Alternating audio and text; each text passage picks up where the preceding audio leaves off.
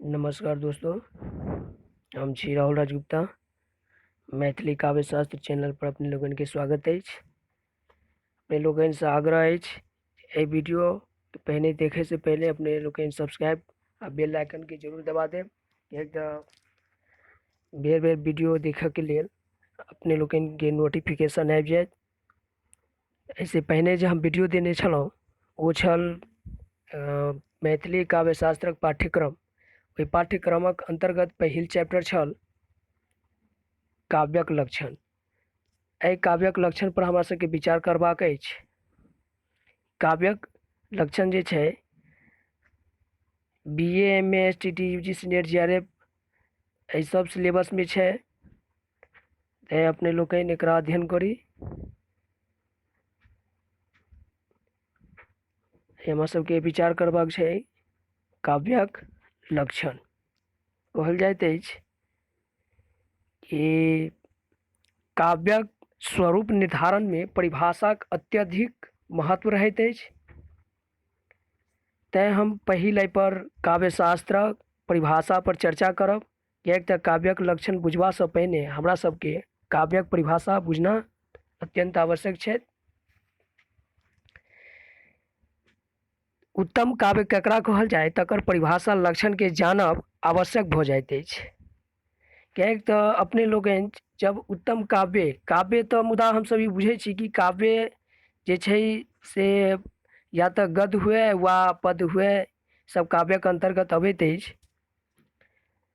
तैं उत्तम काव्य हमरा सबके बुझबाक छै।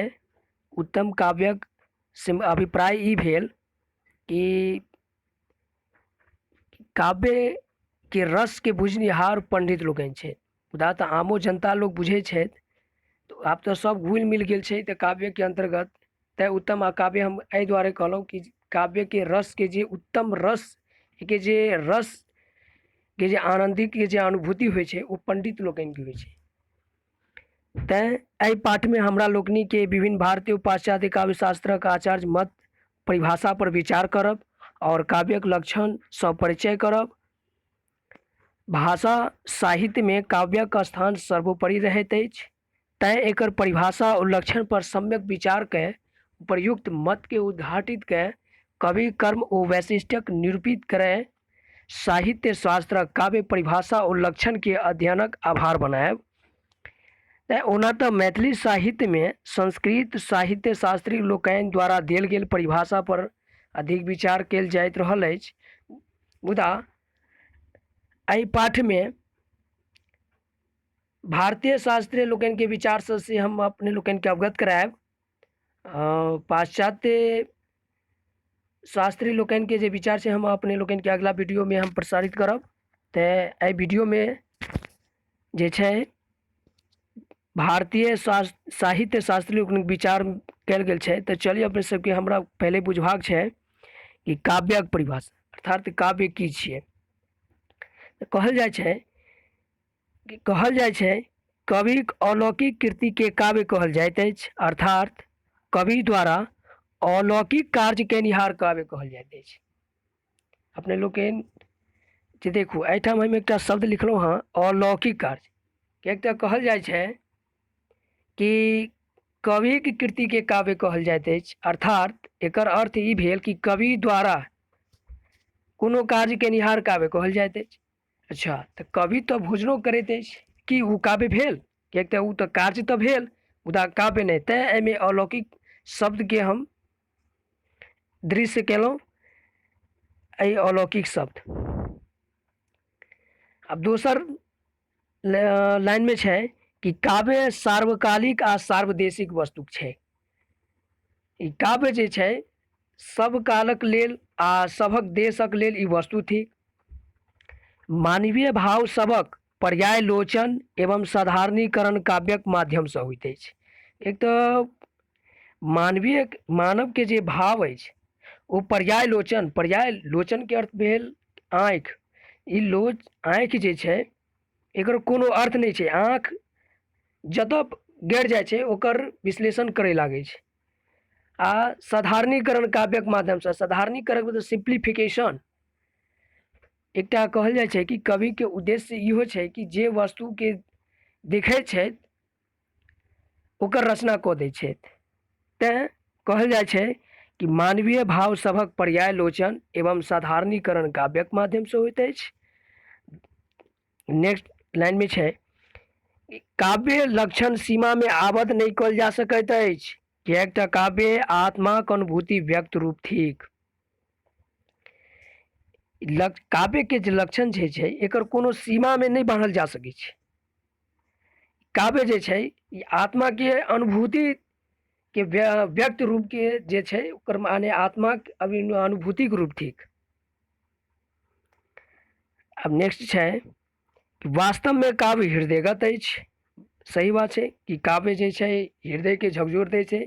जे केओ कवि काव्य के पाठ करै छै तऽ ओहि कवि के जे काव्य जे सुनै छै ओ हृदयगत भऽ जाइ छै।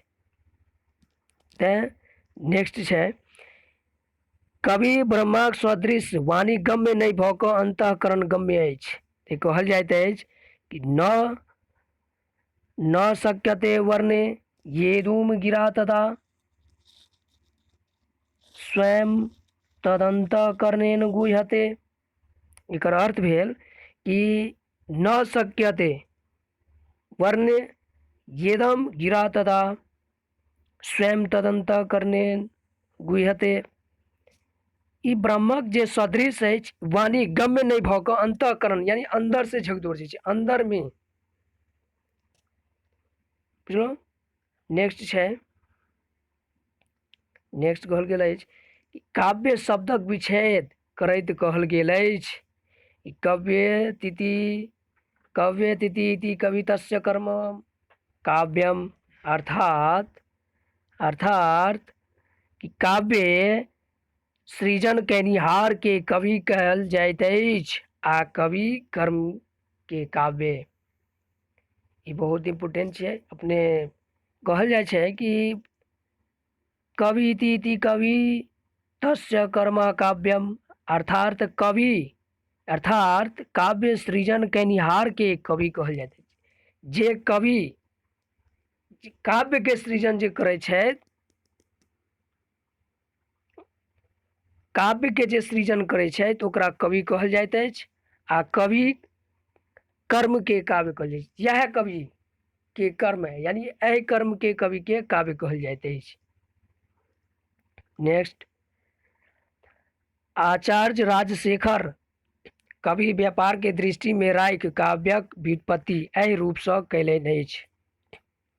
की कहै छै, कवि शब्दस्य कब्री वर्णितस्य घातो काव्य कर्मणोरूपम, अर्थात कवि शब्दक व्युत्पत्ति कब्री धातु से अछि जेकर अर्थ अछि काव्य कर्म। देखू एहिठाम एकटा शब्द छै कब्री, ओना कतौ कतौ हमसब देखै छी कष्ट धातु से अछि, किएक तऽ कष्ट कोनो धातु तऽ नहीं अछि, कब्री धातु छै। कब्र एकरा कहै छै, ओना कब्री धातु से ओना कष्टो भऽ सकै, कष्टो कतौ कतौ छै वर्णन। ठीक, तऽ अब इहो अपने से पूछ सकैए कि कवि शब्दक व्युत्पत्ति कब्री धातु से यानी कवि जे शब्द छै कोन धातु से बनल अछि तऽ कब्री धातु से बनल अछि। ठीक, नेक्स्ट छै, मेदिनी कोश में काव्य शब्दक अर्थ कवि की कृति कहल गेल अछि, अर्थात कवे रिदम कार्य भाव वा। मेदिनी कोश काव्य शब्दक अर्थ के कवि की कृति कहल गेल अछि। नेक्स्ट, कविक शब्द में सेहो प्रसंग आचार्य लोकनिक मत अछि जे सर्वज्ञ एवं सब विषयक वर्णन केनिहार के कवि कहल जाइत आ एहि व्यापक अर्थक अनुसार परमेश्वर लेल वेद में कवि शब्दक प्रयोग कयल गेल अछि।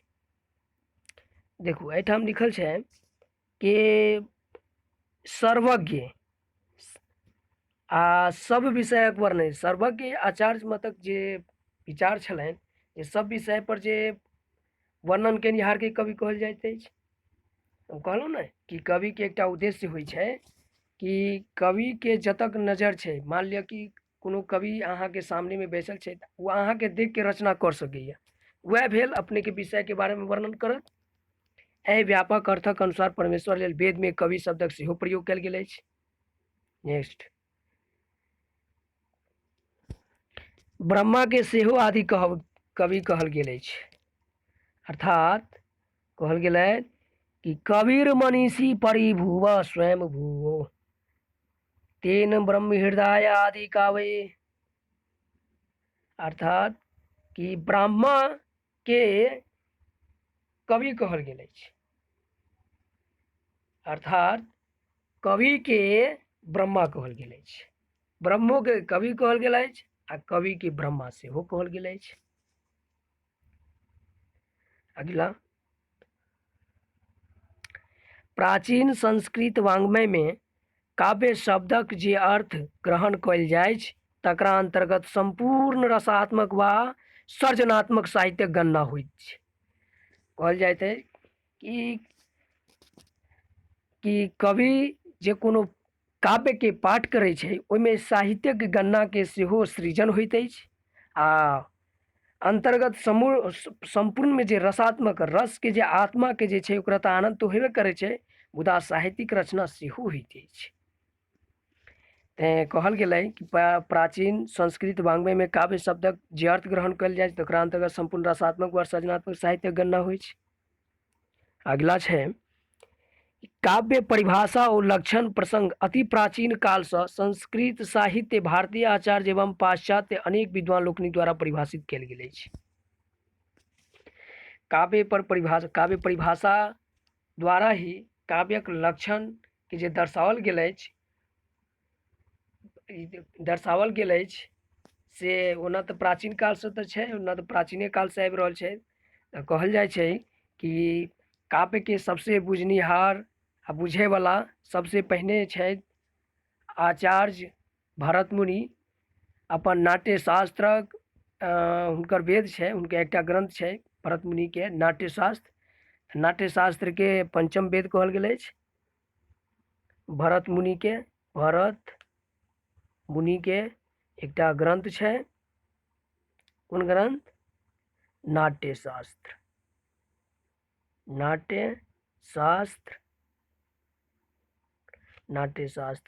नाट्यशास्त्र के पंचम वेद सेहो कहल जाइत अछि। चलू अगला, आब अपने लोकनि के काव्यक परिभाषा बुझि गेलहुँ, तैं हम काव्यक लक्षण पर आब विचार करब। कहल जाइ छै कि साहित्य में समीक्षा अत्यंत कठिन कार्य अछि, तथापि साहित्य समीक्षाक संदर्भ में नाट्यशास्त्रक आचार्य भरत मुनि अपन नाट्यशास्त्र में कहलनि, ओना तऽ एहिमे नहि देले छी, ओ की कहलनि कि न तत् ज्ञानम न तत् शिल्पम न सा विद्या न सा कला नासो योगो न तत् कर्मम नाट्ये अस्मिन यन दृश्यते। अर्थात एकर अर्थ भेल कोनो एहन ज्ञान या शिल्प नहीं अछि, कोनो एहन विधा अथवा कला नहीं अछि, अथवा कोनो एहन योग अथवा कर्म नहीं अछि जे नाट्य में नहीं देखल जा सकैत। पहिने मंचन होइ छलै, तैं लोग पहिने वेद कम, ओहि समय में वेद तऽ बुझै, मुदा वेद के ओतेक ओना तऽ संस्कृत सबके नीक नहीं लगे, नहीं बुझे सब संस्कृत के, तैं ओहि पंचम वेद के रचना एहि दुआरे कयल गेल जे न मंचन द्वारा लोग बुझी ओहि बात के, आ संस्कृत के भाषा में आनो भाषा सब में अनुवाद कऽ के हुनका मंचन कयल गेलै। तैं ओहि ख्याति से नाट्यशास्त्रक के पंचम वेद में नाम देल गेल अछि। खैर चलू, ओतेक हमरा सबके समय नहीं लेबाक छै, हमसब आगू बढ़ै छी। कहल जाइ छै कि समय समय पर देशक विभिन्न विद्वान काव्य लक्षण पर निर्धारित कहलनि जे निम्न द्रष्टव्य यानी निम्न छै। तऽ पहला छै, पहिल आचार्य भामहक अनुसार कहल गेल अछि शब्दार्थ सहित काव्यम। ई नेट में सेहो पूछने छथि। आ आचार्य भामहक पोथी छथि काव्यालंकार, हिनकर कृति छै काव्यालंकार। अपने सब एकरा नोट कऽ लेब। आचार्य भामहक अनुसार कहल जाइ छै कि भारतीय आचार्य सबमे आचार्य भामह पहिल काव्यशास्त्रीय आचार्य छथि जे काव्यक परिभाषा और लक्षण दिस विशेष रूपसँ ध्यान देलनि। आ हिनका मतानुसार शब्द ओ अर्थक सहभाग काव्यक अछि, अर्थात शब्द ओ अर्थक सहभाव काव्य अछि। तैँ कहल गेल अछि भामहक अनुसार हिनका मत से कि शब्दार्थौ सहितौ काव्यम। एहिठाम शब्दार्थौ हेतै, एकटा अकार छूटि गेल छै। भामह के काव्यालंकार कृति छै, अर्थात शब्द ओ अर्थक सहभाव काव्य अछि। चलू दोसर में छै नेक्स्ट आचार्य दंडीक अनुसार। आचार्य दंडीक अनुसार कहल गेल छै शरीरम शरीरम तावत दिष्टार्थ व्यवच्छिन्ना पदावली, अर्थात इष्ट अर्थ सँ विभूषित पदावली काव्यक शरीर अछि। आचार्य दंडी भामह के शब्द के ओ फराक कयलनि। कहल जाइ छै जे आचार्य दंडी काव्यक परिभाषा के फराक रूप से तऽ दिलनि, मुदा भामहक के मत से संतुष्ट नहीं छलै। तैमे ई कहै छै कि इष्ट अर्थ से विभूषित पदावली साहित्यक शरीर अछि। आचार्य दंडीक कृति छनि काव्यादर्श, ओहि में ई उल्लेखित कयल गेल छै श्लोक। नेक्स्ट आब छै आचार्य वामनक अनुसार। आचार्य वामन कहै छथि कि रीतिरात्मा काव्यस्य, अर्थात रीति काव्यक आत्मा अछि। आचार्य वामन रीतिवादी छलाह। कहल जाइत अछि रीतिरात्मा काव्यस्य, इहो सवाल पूछल गेल अछि STT में आ UGC नेट सेहो में। अगिला वीडियो में हम अपने के देखाएब कि काव्यक लक्षण से जतेक रिलेटेड प्रश्न पूछल गेल छै नेट में या STT में या MA में या BA में, सबके हम क्यूज टाइप से हम बनाएब, ऑब्जेक्टिव टाइप से, तो अपने सब देखब। तैं कहलहुँ कि यह वीडियो जे देखे छी अपने लोगन जे सब्सक्राइब आ बेल आइकन के दबा देब तो हमर वीडियो जतेक आयत अपने लोगन के नोटिफिकेशन तर आबि जायत। नेक्स्ट में छै आचार्य रुद्रटक अनुसार। आचार्य रुद्रट कहै छै कि ननु शब्दार्थौ काव्यम, अर्थात शब्दक संग अर्थहू के जोड़ देल जाय तऽ काव्य कहबैत अछि। आचार्य रुद्रट कहलनि, इहो पूछ सकैया एग्जाम में। नेक्स्ट पाँचम में छै कि आचार्य आनंदवर्धनक अनुसार काव्यस्यात्मा ध्वनि शब्दार्थ शरीरम तावत काव्यम, अर्थात कि काव्यक आत्मा ध्वनि आ शब्दार्थ शरीर अछि।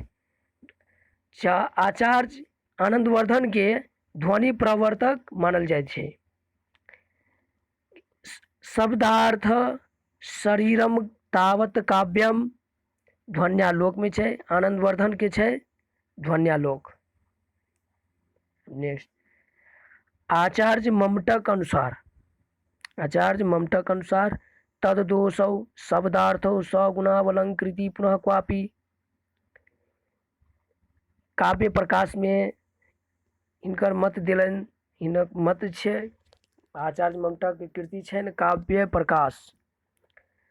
कहल गेल छै कि तददोषौ शब्दार्थौ सगुणावलंकृति पुनः क्वापि, अर्थात एहन शब्दार्थ जे दोष रहित हो, माधुर्य ओज प्रसाद आदि गुण से युक्त हो तथा कखनो कखनो अलंकार रहित हो काव्य कहबैत अछि। एहिठाम कखनो कखनो शब्द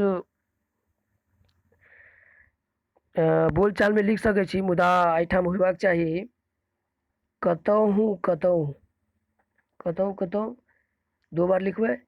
वा कखनो कखनो कखनो ठाम ई लिख लेबै, ठीक ने। अब नेक्स्ट में छै पंडित राज जगन्नाथक अनुसार अपन रस गंगाधर में लिखलें कि रमणीयार्थ प्रतिपादक शब्द काव्यम, अर्थात रमणीय अर्थक प्रतिपादक शब्द ही काव्य कहबैत अछि। एहिठाम रमणीय अर्थ हिनक अभिप्राय ई भेल कि लौकिक आ अलौकिक आनंदक प्राप्ति। रमणीयार्थ प्रतिपादक शब्द काव्यम इहो यूजीसी नेट परीक्षा में पूछने छथि। आ हिनक पोथी छियै रस गंगाधर। नेक्स्ट आचार्य हेमचंद्रक अनुसार छै अदोषो सगुणो सालंकारो च शब्दार्थो काव्यम। आचार्य हेमचंद अपन काव्यानुशासन में लिखने छथि कि अदोषो सगुणावलंकृतो, सॉरी गलती भ गेल, अदोषो सगुणो सालंकारो च शब्दार्थो काव्यम। अर्थात दोष से रहित गुण व अलंकार से युक्त शब्दार्थ काव्य कहबैत अछि। अब अगला छै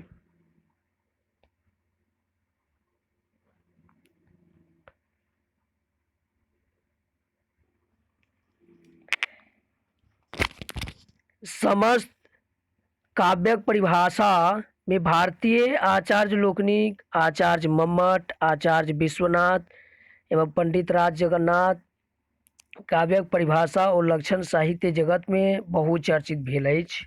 आचार्य मम्मटक अनुसार दोष रहित, गुण सहित एवं यत्र तत्र अपवाद के छोड़ि अलंकार युक्त शब्द के काव्य कहलनि अछि। हिनक उक्त परिभाषा के विवेचन दृष्टि 4 भाग में राखल जा सकैत अछि, जे में पहिल छै शब्दार्थो यत् अदोषौ सगुणौ अलंकृतो पुनः क्वापि। निष्कर्षतः में आब छै कि निष्कर्षतः भारतीय आचार्य लोकनिक द्वारा देल गेल परिभाषा ओ लक्षण से संबंधित मतक अध्ययन से स्पष्ट होइत अछि जे काव्यक आत्मा व लक्षण जे कोनो अनुसंधान विवेचन प्रस्तुत होइत अछि ताहि में जे तत्व उद्घाटित भेल अछि, शब्द, सौंदर्य, ध्वनि तत्व, अलंकार सौंदर्य, रीति गुण तत्व, रमणीयता, छंदक उपयोग एवं रसोत्कर्ष आदि समस्त जाहि में वर्तमान रहे वह काव्य थिक। अंततः रस के काव्यक आत्मा मानल गेल अछि एवं अलंकार, रीति ओ वक्रोक्ति आदि के ब्रह्मा शोभाकारक धर्म मानल गेल अछि। काव्य मनुष्य चेतनाक महत्तम सृष्टि अछि। काव्य शास्त्र में काव्यक विश्लेषण कयल जाइत अछि। काव्यक लक्षण निर्धारित करब सह काव्य शास्त्रक प्रयोजन अछि। लक्षणक अर्थ असाधारण अर्थ अछि। धन्यवाद। वीडियो एक तरह से हम पीडीएफ फाइल बना के अपने लोग के देखेलहुँ। वीडियो के पीडीएफ डाउनलोड करबा के लेल हम लिंक में दऽ देने छी डिस्क्रिप्शन में, अपने लोग सब पीडीएफ फाइल के डाउनलोड कर सकै छी। अब अगला वीडियो देखऽ के लेल वीडियो के सब्सक्राइब कऽ देबै आ बेल आइकन के सेहो दबा देबै ताकि अपने लोगन के नोटिफिकेशन में वीडियो आबि जाइत। अब वीडियो से हम विदा लऽ रहल छी। मैथिली काव्य शास्त्र जे छियै अब नेक्स्ट वीडियो लऽ कऽ आयब। नेक्स्ट वीडियो के अब ऐसे संबंधित प्रश्न जे छै उ लऽ के आयब। एहिमे भारतीय आचार्य लोकनि के हम एहिमे मत देने छलहुँ। अब अगला वीडियो में जे छै पाश्चात्य आचार्य लोकनि के जे मत छलनि एहि लक्षण पर, एहि परिभाषा के अंतर्गत जे लक्षण छलनि ओकर हम विशेष चर्चा करब।